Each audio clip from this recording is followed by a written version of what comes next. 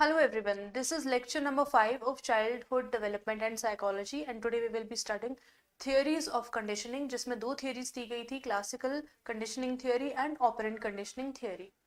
Let us begin. सबसे पहले start करते हैं थियोरी ऑफ क्लासिकल कंडीशनिंग से. ये किन साइकोलॉजिस्ट के द्वारा दी गई थी? ये दी थी इवान पावलोव ने. ये थे रशियन साइकोलॉजिस्ट और इनको नोबेल प्राइज दिया गया था 1904 में for his contribution to medicine. ये गैस्ट्रोनॉमिस्ट थे. एक इन्होंने डाइजेशन को, एनिमल्स के डाइजेशन को पढ़कर एक थियोरी कंट्रीब्यूट की थी जिसके लिए इन्हें 1904 में नोबेल प्राइज दिया गया था और ये फर्स्ट रशियन लॉरिएट बने थे जिनको एक नोबेल प्राइज से अवार्ड किया गया था. ठीक है. अकॉर्डिंग टू पावलोव, इन्होंने क्या कहा था कि conditioning does not involve the acquisition of any new behaviour. Conditioning क्या होता है? सबसे पहले हम इस बात पे इस शब्द पे बात करते हैं. कंडीशनिंग वो चीज होती है कि हम किसी को एक चीज में ढाल रहे हैं. जब हम किसी एक स्टूडेंट को एक ही वे में कंडीशन कर रहे हैं, that is known as conditioning. उनका बिहेवियर मॉडिफिकेशन कर रहे हैं.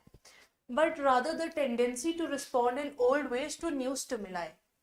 उसने क्या कहा था कि स्टिमुलाई बेशक एक ह्यूमन लाइफ में या एक चाइल्ड की लाइफ में न्यू आते रहेंगे, but there are still some old methods और ways through which he replies to the new stimuli, responsive stimuli. Okay. Thus, he theorized that the conditioned stimulus, जो हमारा कंडीशनिंग की थियोरी का है, conditioned stimulus, throughout the session CS लिखा होगा, उसका मतलब है conditioned stimulus. US का मतलब है unconditioned stimulus. ठीक है. उसने क्या कहा था कि एक रिफ्लेक्स रिस्पॉन्स अवेकन होता है, इवोक होता है. कैसे? अगर हम अनकंडीशन स्टिमुलस को इस चीज से सब्सटीट्यूट करते, कंडीशन स्टिमुलस को. ये हम थियोरी के एग्जाम्पल के थ्रू पढ़ेंगे कि उसने सोल्यूशन इस चीज का कैसे दिया था. ठीक है. This explanation called the stimulus substitution. This is important. उस चीज को क्या कहा गया जो उसने थियोरी दी थी, थियोरी ऑफ कंडीशनिंग की. कौन सी? Stimulus substitution. स्टिमुलस को सब्सटीट्यूट कर देना, that was the theory of classical conditioning. अब देखते हैं पावलोव की थियोरी में क्या चीजें हैं. पावलोव ने अपनी थियोरी में क्या बताया है क्लासिकल कंडीशनिंग की? That it is a learning process. Every psychological theory is a learning process. वो ये हमें सिखाता है कि हम बच्चे को कैसे मॉडिफाई कर सकते हैं. Because psychology is a study of behaviour, so how we can modify his behaviour with respect to any educational setting. देखते हैं अब इसमें. That explains how organisms associate neutral stimuli. First stimuli कौन सा होता है? Neutral. Okay. With specific responses. For example, एक बच्चा है, आपने उसको बताया है कि इलेक्ट्रिक जो सॉकेट होता है उसमें अपनी फिंगर पुट इन नहीं करते हैं. वो सुनता नहीं और वहां टच करता है, हल्का सा उसको करंट लगता है. कोई गर्म प्लेट है, उसको नहीं पकड़ना है, वो उस पर हाथ रखता है, वो क्या हो जाता है? हल्का सा उसको गर्म लगता है और वो पीछे हो जाता है. तो वो क्या होता है? न्यूट्रल स्टिमुलाई, जो वैसी ही सेटिंग में न्यूट्रल है. Specific responses. गर्म का रिस्पॉन्सिव में एकदम हाथ हटा देते हैं, ठंडे का रिस्पॉन्सिव में एकदम हाथ हटा देते हैं. उसके लिए क्या होता है? अब देखो इसमें क्या होता है. Pavlov's theory is based on few key concepts. So जो इस चीज में से न्यूट्रल स्टिमुलाई में चीज होती है, वो क्या होता है कि स्टिमुलाई को पहले अनकंडीशनड या न्यूट्रल माना जाता है, कि मतलब हमारा उससे अभी तक कोई रिस्पॉन्स हुआ नहीं है, लेकिन जब होगा तो वो ऐसा रिस्पॉन्स होगा. ठीक है. उसके बाद जब वो रिस्पॉन्स होता रहता है तो वो कंडीशन हो जाती है वो चीज. देखते हैं अनकंडीशनड स्टिमुलस क्या होता है. A stimulus that naturally triggers a response. जैसे बारिश हो रही है, एकदम से हाथ सर पे जाता है, दरवाजा बंद हो रहा है, एकदम से हम अपने हाथ आगे कर देते हैं, तो वो क्या होता है? Unconditioned stimulus. ये कंडीशन नहीं किया गया है, ये बचपन से है, हमारे माइंड में हमें सिखाया गया है. इसका निकलता है अनकंडीशनल रिस्पॉन्स. अनकंडीशन मतलब वो रिस्पॉन्स सिखाया नहीं गया है, ऑटोमेटिक जनरेट होता है. The automatic reaction to the unconditioned stimulus. जो इस स्टिमुलस का ऑटोमेटिक रिएक्शन होता है उसे हम कहते हैं अनकंडीशनड रिस्पॉन्स. फिर आता है हमारे पास कंडीशनड स्टिमुलस. उसमें क्या होता है? Neutral stimulus that becomes associated with the unconditioned stimulus. For example, आपने बच्चे को बोला है कि जो तीखी चीजें होती है वो चुभती है, आपने सुई का एग्जांपल देकर बोला, अब वो कैक्टस के पास जाएगा, उसको देखेगा कि इसमें भी सुई है, बोलेगा इसमें भी सुई है मैम, इसमें सुई है मम्मा, इसमें सुई है, या कोई भी उसका केयर गिवर होगा उसको, क्योंकि वो जो तीखी चीज है उसने किससे एसोसिएट कर ली, चुभन से। ठीक है, सो क्या होता है, अनकंडीशनड स्टिमुलस में आ गया था फॉर एग्जाम्पल नीडल, यहाँ पर क्या आ गया, कैक्टस। फिर उस चीज को सिखाया जा सकता है कि इसमें नहीं छूना है, कंडीशन किया जा सकता है। जो पहले न्यूट्रल स्टिमुलस था that becomes associated with the unconditioned stimulus, वो बाद में क्या हो जाता है, कंडीशनड स्टिमुलस हो जाता है। कंडीशन रिस्पॉन्स किस चीज का रहेगा, ऑलवेज कंडीशनड स्टिमुलस का रिस्पॉन्स हमेशा क्या रहेगा, कंडीशनड ही रहेगा। जो प्रॉब्लम ही आपने सिखाई है उसका रिस्पॉन्स भी सिखाना पड़ेगा। Something which is not been taught earlier is the unconditioned stimulus and the response generated to the unconditioned stimulus is always automatic. Okay, conditioned stimulus का response भी सिखाया जाता है, उसको stimulus को भी neutralize करना सिखाया जाता है। अब देखते हैं पैवलव ने क्या थियरी दी थी, is based on his experiments with dogs. पैवलव ने जो एनिमल यूज किया था अपनी थियरी में, that was dog. Okay, where he would ring a bell, कि वो बेल बजाता था before feeding them. Over time, the dogs learned to associate the bell with food and would begin to salivate when they heard the bell. This is an example of a conditioned response. Pavlov ने क्या किया देखो, इसने क्या किया starting में, मतलब इसने सबसे पहले क्या किया, इसके पास एक स्टिमुलस था बेल। ओके, ये है हमारे पास अनकंडीशनड स्टिमुलस। फिर उसने क्या किया, उसने डॉग्स को बांध के रखा था। ठीक है, पहले उसने क्या किया, उसको खाना, सॉरी वेट, पहले उसने खाना देना स्टार्ट करा, फूड देने लगा वो डॉग्स को। धीरे धीरे फूड के साथ वो बेल बजाने लगा। Dogs would salivate, the mucus would be secreted with saliva. उसके बाद क्या होता है, फूड एंड बेल को, फिर उसने क्या कर दिया, बेल हमारा आ जाता है कंडीशनड स्टिमुलस, फूड रहता है हमारा अनकंडीशनड स्टिमुलस, की खाने को देखकर ऑटोमेटिकली वो सेलिब्रेट करते थे, तो वो अनकंडीशनड है, वो सिखाया नहीं गया है। खाने को देखकर हमारा मन करेगा उसको खाने का, वो अनकंडीशनड है, that is not being taught anywhere. लेकिन खाने की प्लेट आ रही है, उसके साथ में आप बेल बजा रहे हो, डॉग्स को पता लग रहा है कि कुछ हो रहा है।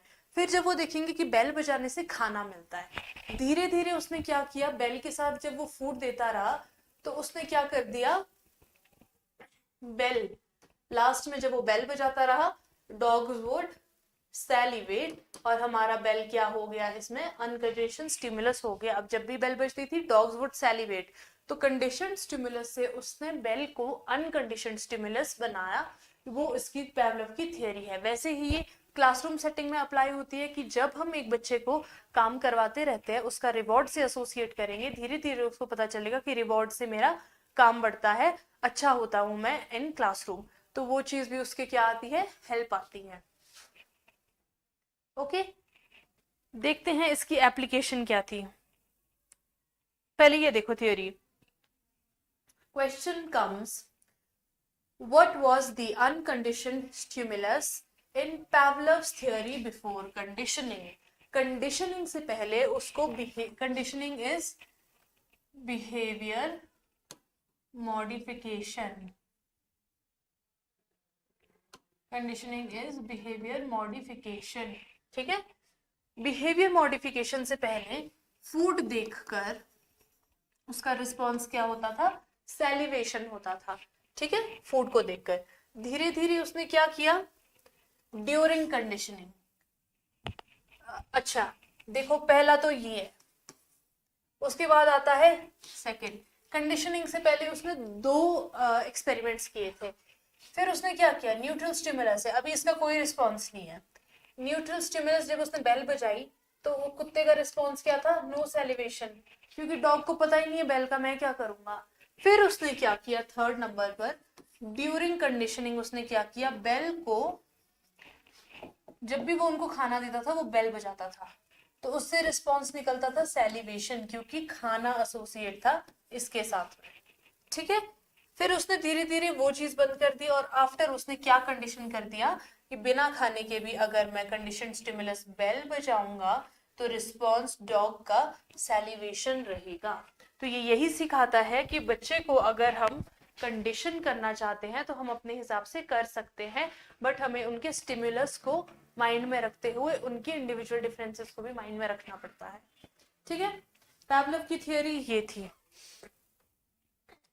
देखो ये कहाँ अप्लाई हो सकती है, स्कूल, वर्क एंड रेंचिंग में, लेकिन हमारे लिए सिर्फ स्कूल का इंपॉर्टेंट है, so we will study this. If a student is made to stand outside of class every time they talk to their friends, they may eventually stop talking to their friends. और by changing their seats, आप उनकी seat बदल सकते हो, तो क्या होगा, students क्या करेंगे, बातें करना बंद कर देंगे कि हमें अपने फ्रेंड्स के साथ नहीं बैठने दे रहे। ठीक है, so this is very easy.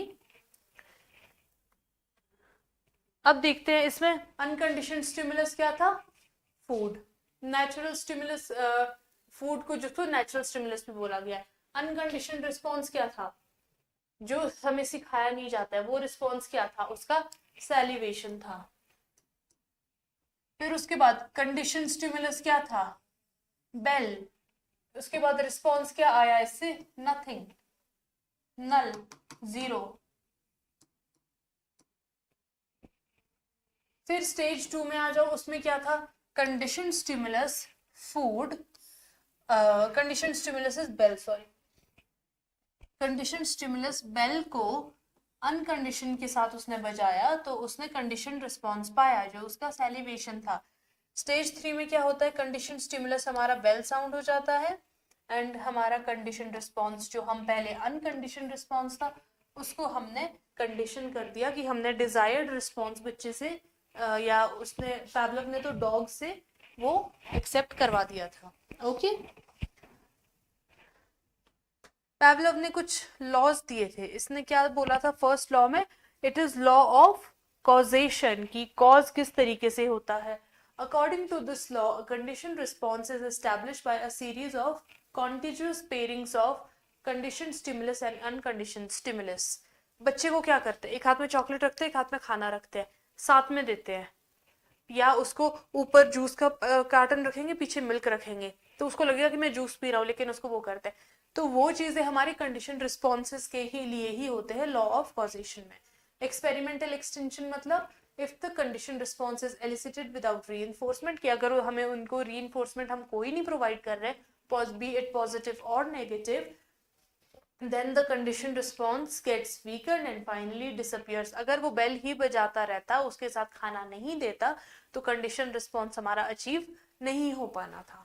Okay, the third one is law of generalization. Once the conditioned response is established, it may be elicited by any stimulus similar to the original conditioned stimulus। इससे क्या बोला है कि condition response एक बार establish हो जाता है, उसके बाद वो कैसे शो होगा, किसी भी स्टिमुलस को हम कंडीशन स्टिमुलस की तरह इस्तेमाल कर सकते हैं। ठीक है, law of discrimination, A selective condition response can be established by selective reinforcement। अगर जैसे पैवलोव ने किया था कि फूड जो था उसका क्या था, रीइंफोर्समेंट थी, तो अगर वो वही बंद कर देता तो उनका रिस्पॉन्स भी क्या हो जाता, खत्म हो जाता। Law of higher order conditioning, the pairing of a neutral stimulus जो स्टार्टिंग में बेल था विद एन अनकंडीशनड स्टिमुलस जो फूड था, results not only in becoming a conditional stimulus, neutral stimulus क्या बन जाता है, फिर कंडीशनल बन जाता है अनकंडीशन के साथ पेयर ऑन करके for the response, but in its becoming a reinforcing stimulus in its own right. वो खुद ही रीइंफोर्सिंग हो जाता है। कैसे, देखो न्यूट्रल था, उसको हमने अनकंडीशन स्टिमुलस के साथ इस्तेमाल किया, उसके बाद वो क्या हो गया, कंडीशन स्टिमुलस हो गया, और ऑटोमेटिकली क्या हो जाता है, रीइंफोर्सिंग स्टिमुलस भी खुद ही बन जाता है वो। ओके, अब इसमें देखते हैं कॉन्सेप्ट ऑफ रीइंफोर्समेंट की, रीइंफोर्समेंट का कंसेप्ट क्या बोला था उसने। In Pavlov's experiment, food was presented immediately after the dog heard the bell sound and started salivating. Here, to increase the occurrence of the conditioned response via salivating on hearing the bell sound, food was presented as a reinforce. reinforcement की तरह food को इस्तेमाल किया गया. The reinforcement could be defined as the phenomena in which desired response when emitted is strengthened by presenting a reinforce. जब हम कोई बच्चा अच्छा कर रहा है, अगर हम उसको डांट लगाएंगे तो वो बंद कर देगा करना. अगर हम उसको रीइंफोर्स करेंगे कि yes you can do much better, ये सारी चीजें पॉजिटिवली इन्फ्लुएंस किस में करेगी, उसकी स्ट्रेंथनिंग में करेगी और उनकी फ्रीक्वेंसी इंक्रीज हो जाएगी उस पर्टिकुलर रिस्पॉन्स के लिए. सो ये था कॉन्सेप्ट ऑफ रीइंफोर्समेंट. इसमें देखते हैं इसकी क्लासिकल कंडीशनिंग की एजुकेशनल इम्प्लीकेशंस क्या थी. ये किस चीज के लिए यूज होती है? लैंग्वेज लर्निंग के लिए भी यूज होती है. गलती करो, सीखो, इस वर्ड को इस वर्ड के साथ एसोसिएट करो. अगर हम बच्चे को इंग्लिश सिखाते हैं तो वो क्या, हम इसको क्या बोलेंगे? हिंदी में क्या बोलते हैं? कलम बोलते हैं. इंग्लिश में क्या बोलेंगे? पेन. पेन लेकर आओ. तो वो देखेगा कि ये तो कलम है, इसको पेन बोलते हैं. या हिंदी सिखानी है, ये कलम है. तो वो इस तरीके से लैंग्वेज भी सीखता है with pictures and meanings. Pictures को भी एसोसिएट किया जाता है. हम उसको पिक्चर दिखाएंगे, कुछ नहीं लिखा होगा, वो बोलेगा पहाड़, माउंटेन. ठीक है. It can be used to develop favorable attitude towards learning, teachers, subjects and the school. अगर हम उसको रीइंफोर्स करते रहेंगे तो वो क्या करेगा? तो वो फेवरेबल एटीट्यूड शो करेगा हमें, नेगेटिव एटीट्यूड उसका खत्म हो जाएगा. Developing good habits in children such as cleanliness, respect for elders, punctuality through the use of conditioning. हम उनको उसके बेनिफिट्स बताएंगे. उनको हम सपोज एक बच्चा है जो बिल्कुल साफ नहीं रखता है, हम उसको बोलेंगे अगर आप अपने टॉयज अरेंज करके रखोगे तो आपको हर मंथ एक न्यू टॉय मिलेगा. तो वो क्या करेगा कि न्यू टॉय के चक्कर में वो पुराने टॉयज अपने बहुत क्लीन से रखेगा. ठीक है. तो हम उसका बिहेवियर मॉडिफाई कर रहे हैं, कंडीशन कर रहे हैं. Breaking of bad habits and elimination of conditioned fear. Condition का जो फियर होता है उसको खत्म करने के लिए भी कंडीशनिंग का यूज किया जाता है ताकि उसकी बुरी आदतें खत्म हो जाए. So this was theory of classical conditioning. Let us move on to the theory of operant conditioning. इसको क्या बोलते हैं?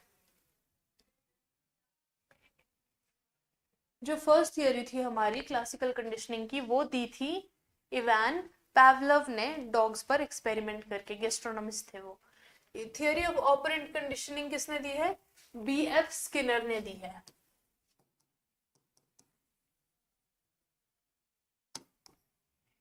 ठीक है. ये क्या कह रहा है? इसको क्या बोलते हैं? Instrumental conditioning. क्यों? किसी इंस्ट्रूमेंट का इस्तेमाल होने वाला होगा इसमें, जिसको हम बाद में स्किनर बॉक्स भी बोलते हैं.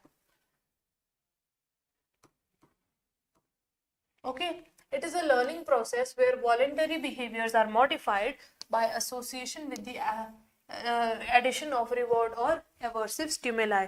तो ये क्या कह रहा है कि हम रिवॉर्ड एंड पनिशमेंट के थ्रू भी बच्चों का कंडीशनिंग कर सकते हैं, बिहेवियर मॉडिफाई कर सकते हैं. Operant conditioning. द फ्रीक्वेंसी और ड्यूरेशन ऑफ द बिहेवियर में इंक्रीज थ्रू रीइंफोर्समेंट और डिक्रीज थ्रू पनिशमेंट और एक्सटेंशन. अगर हम उनको पॉजिटिव रीइंफोर्समेंट करेंगे तो बिहेवियर क्या होता है? इंक्रीज हो जाता है. एंड अगर हम उसको नेगेटिवली पनिशमेंट देंगे तो उसका बिहेवियर मॉडिफिकेशन क्या हो जाएगा? डिक्रीज हो जाएगा. So this was theory of operant conditioning. ये थ्योरी देखो is based on is a method of learning that uses rewards and punishment to modify behavior. अच्छा काम करोगे आपको रिवॉर्ड मिलेगा, बुरा काम करोगे आपको पनिशमेंट मिलेगा. तो इस तरीके से हम कंडीशन कर सकते हैं उस बच्चे को, उस पर्टिकुलर इंडिविजुअल को अपनी बात मनवाने में, उसमें गुड हैबिट्स यूजुअली इनकलकेट करने के लिए एजुकेशनल सेटिंग में. Psychologist B.F. Skinner first described the theory in 1937. Date is quite important. This theory is based on the idea that consequences of a behavior will either encourage or discourage that behavior. कि जो आपके consequences निकलेंगे उस behavior के, वो या तो उस चीज को modify करेंगे अच्छे से, positive निकलेंगे, या उस चीज को decrease करेंगे, nullify कर देंगे. ठीक है. ये देखो ये क्या था.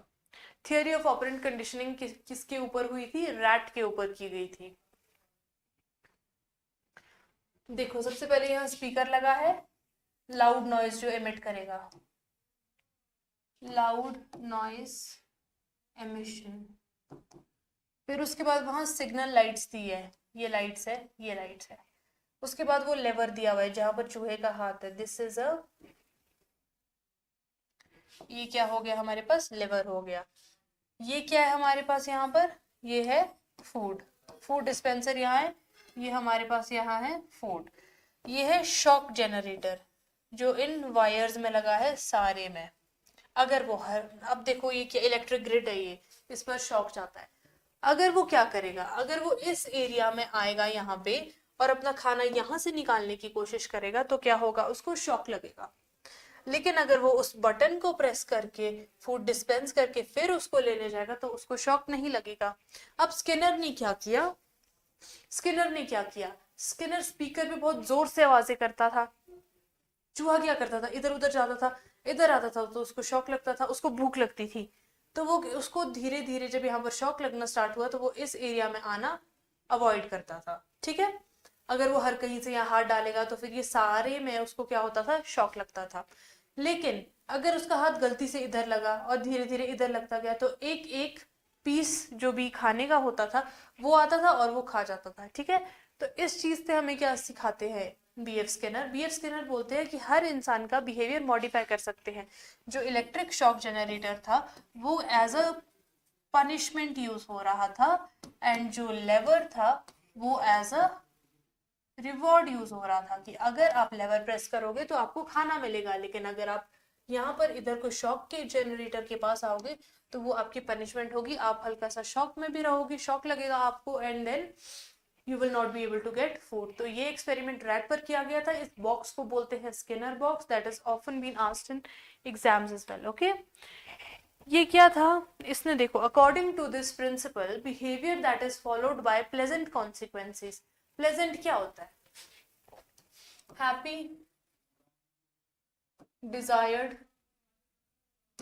Desired consequences. उसने क्या कहा था कि जो बिहेवियर है जब उसको प्लेजेंट या डिजायर्ड कॉन्सिक्वेंसेस से फॉलो किया जाएगा तो वो बिहेवियर बच्चा रिपीट करता है। अगर जैसे रिवॉर्ड देंगे आप उसको, कोई बच्चा क्लास में फुल मार्क्स लेकर आया, आपके बहुत डिफिकल्ट या 5 से ऊपर लेकर आया, 10 मार्क्स का आपने टेस्ट लिया, उसके 5 से ज्यादा मार्क्स है, आप क्या करोगे, सब में टॉफी बांटोगे। जो 0 to 5 की कैटेगरी में वो सोचेंगे यार हमने भी कुछ ऐसा करना कि हमें भी रिवॉर्ड मिले। जिन बच्चों को आपने रिवॉर्ड दिया वो तो इम्प्रेस होंगे ही, इन्फ्लुएंस होंगे ही और ज्यादा मेहनत करने के लिए और ज्यादा अच्छा करने के लिए। और जो कम बच्चे हैं, फॉर एग्जाम्पल आपने उनको पनिशमेंट दी कि there will be no reward for you and you will not go in the games class, कि आप गेम्स क्लास में सिर्फ क्लासरूम में बैठे रहोगे, ये वाले बच्चे खेलने जाएंगे, तो उनका क्या मन करेगा, वो पनिशमेंट से क्या सीखेंगे कि हमें रिवॉर्ड कैसे हासिल करना है। तो पनिशमेंट एंड रिवॉर्ड के थ्रू भी हम सिखा सकते हैं, कंडीशन कर सकते हैं। ये थी स्किनर की थियरी। Skinner introduced a new term into the law of effect. Law of effect दिया था थॉर्नडाइक ने। इसमें इसने क्या टर्म इंट्रोड्यूस की, रीइंफोर्समेंट। इसकी टर्म थी रीइंफोर्समेंट की। रीइंफोर्समेंट के थ्रू भी हम सिखा सकते हैं बिहेवियर दैट इज रीइंफोर्स्ड, मतलब yes you can do this, tends to be repeated, strengthen हो जाता है। जो नॉट इन्फोर्स्ड होता है कि ये गलत कर रहे हो, टेंड्स टू डाई आउट और बी एक्सटिंग्विश्ड, वो खत्म हो जाता है, वीक हो जाता है। फिर देखते हैं स्किनर ने 1948 में क्या कहा था। इन्होंने ऑपरेंट कंडीशनिंग की थियरी 1937 में दी थी, लेकिन इन्होंने उसके बाद स्टडी किया था एनिमल्स को, which he placed in a Skinner box which was similar to Thorndike's puzzle box. Thorndike के puzzle box की तरह Skinner का भी एक बॉक्स था जो उन्होंने 1948 में स्टडी किया था। देखो 3 टाइप की रीइंफोर्समेंट होती है, positive reinforcement, negative reinforcement and punishment. Positive reinforcement कैसे होती है, if you finish your homework early you get to go to the movies as a reward, कि अगर अपना काम कर लोगे तो हमारे आपको डिनर पे ले जाएंगे, मूवी पे ले जाएंगे। बच्चे को पॉजिटिव चीज दिख रही है, उसमें रिवॉर्ड दिख रहा है। नेगेटिव रीइंफोर्समेंट कैसी होती है, to stop the buzzing sound in your car you have to roll up the window. जैसे कि कोई बच्चा शिकायत करता है कि मैम ये मुझे मार रहा है, तो आप उसको कैसे नेगेटिवली रीइंफोर्स कैसे करोगे, आप उसको पनिशमेंट नहीं दोगे बच्चे को, आप दोनों की सीट चेंज कर लोगे। वो हो गई नेगेटिव रीइंफोर्समेंट की दूसरे बच्चे की भी आपने बात मान ली और उसको अकेला बिठा दिया। फिर आती है पनिशमेंट। पनिशमेंट क्या होता है, फिर आप उसको बोलोगे कि I will call your parents या फिर कुछ भी हो, तो वो उस बच्चे के लिए बहुत बड़ी पनिशमेंट हो जाती है। ठीक है, ओके। देखो components of operant conditioning. Operant conditioning जो थियरी थी उसके 2 कंपोनेंट्स थे, रीइंफोर्समेंट या पनिशमेंट। रीइंफोर्समेंट होती है डिजायर्ड स्टिमुलस पे that increases the likelihood of a behaviour being repeated, for example a child might receive a sticker for tidying up their toys. Classroom में आपने भी देखा होगा टीचर बोर्ड के साथ में एक चार्ट बनाती है, सब बच्चों का नाम लिखती है, जो अच्छा काम कर देगा उसको स्टिकर्स स्टार्स वाले मिलेंगे, जो बुरा काम करेगा उसको ब्लैक स्टिकर्स छोटे छोटे सर्कल्स वाले मिलेंगे। तो फिर बच्चे eight the end of the year देखते हैं कि कौन सबसे ज्यादा अच्छा बच्चा था और कौन नहीं था। तो ये चीजें हमारी क्या होती है, रीइंफोर्समेंट में आती हैं। Next is punishment. पनिशमेंट क्या होता है, अवर्सिव होता है। अवर्सिव होता है मतलब दूर करता है उसको, अपनी तरफ खींचता नहीं है। स्टिमुलस दैट डिक्रीजेस, जो डिक्रीज करता है likelihood of behaviour being repeated. For example a spanking might cause pain and decrease the behaviour. बच्चे को मारना पीटना आज की डेट में सोल्यूशन नहीं है, तो हम उसको पनिशमेंट किस तरीके से देंगे, he will not be involve in classroom activities, हम उसको यही कर सकते हैं, ठीक है। और उसको उसमें मार्क्स भी इंटरनल असेसमेंट में हम बोल सकते हैं कि आपका बिहेवियर बहुत नेगेटिव था, तो उस बेस पे हम आपको कोई भी मार्क्स नहीं देने वाले हैं। So that will help him work hard for the reward and then at the end he will be conditioned as per the teacher. इसके देखते हैं एजुकेशनल इम्प्लीकेशंस। रीइंफोर्समेंट में आप लोगों को बता चुकी हूँ। Positive reinforcement such as praise, prizes और treats can increase the likelihood of a desired behaviour. जिसे removing negative consequences also increase specific behaviour. Second है इसका shaping. This technique is often used in education to teach children new skills. बच्चों को new skills सिखाने के लिए shaping का इस्तेमाल किया जाता है। Teachers should understand the child strength and weakness to make shaping successful. Shaping क्या है, बच्चे को अपने हिसाब से मोल्ड करने को हम क्या कहते हैं, शेपिंग कहते हैं। फिर आती है हमारे पास adaptive learning. This technology uses algorithms to personalise instruction based on a student's performance. This provides immediate feedback and reinforcement, which reflects Skinner's emphasis on tailored reinforcement schedules.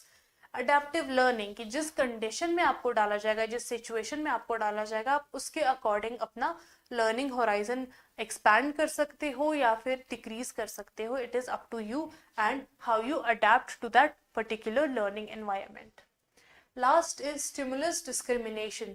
ये पता होना चाहिए कि लर्नर हैज, ये तब होता है, डिस्क्रिमिनेशन आप स्टिमुलस में तभी कर पाओगे when a learner has learn to identify a stimulus that has been reinforced in the past. जैसे किसी बच्चे को आपने फ्रंट में बिठा दिया, छोटे बच्चे हैं, सब आगे बैठना चाहते हैं, सब रिस्पॉन्स देना चाहते हैं, और आपने रोटेशन नहीं करी उस पर्टिकुलर बच्चे की, तो उसको याद आएगा कि मैंने अच्छा किया है कुछ, ठीक है। तो उसको पता लगेगा कि नॉर्मल से मुझे क्या अच्छा करने के लिए क्या करना पड़ेगा, अपना बिहेवियर मॉडिफाई करना पड़ेगा, उस चीज को पॉजिटिवली करना पड़ेगा। That has been reinforced in the past. The behavioral response will only occur in the presence of the conditioned stimulus. Conditioned stimulus की बात दोनों ने करी थी कि हम एक स्टूडेंट को, इंडिविजुअल को कंडीशन तभी कर पाएंगे जब हमारा क्या होगा, स्टिमुलस डिस्क्रिमिनेशन उनको पता लग जाएगा, अनकंडीशनड स्टिमुलस, न्यूट्रल स्टिमुलस और कंडीशनड स्टिमुलस में, ठीक है। Okay, so that sums up the lecture for today. Today we discussed two theories of conditioning, which were classical conditioning theory given by Ivan Pavlov and operant conditioning theory that was given by B.F. Skinner. Okay, thank you.